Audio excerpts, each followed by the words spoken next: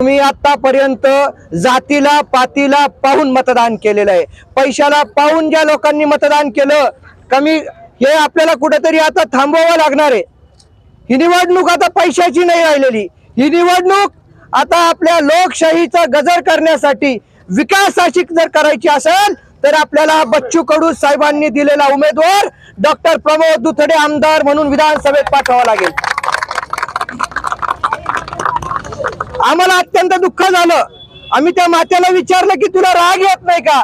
ती म्हणे आमच्याकडे मतदान मागायला येतात, त्याच्यानंतर 5 वर्षांनी येतात आणि आम्ही तुम्हाला वचन देऊन जातो, बाबासाहेबांची शपथ घेऊन सांगतो, जर तुम्ही आमच्या 8 नंबर बटन समोर बॅटला मतदान केलं, दुथडे साहेबाला मतदान केलं आणि जर आम्ही निवडून आल्यानंतर तुमच्या समोर आलं नाही तर त्याच बॅटनं आमचं डोकं फोडा, हे आवाहन तुम्हाला आम्ही करतो। आपण लक्षात घेतलं पाहिजे।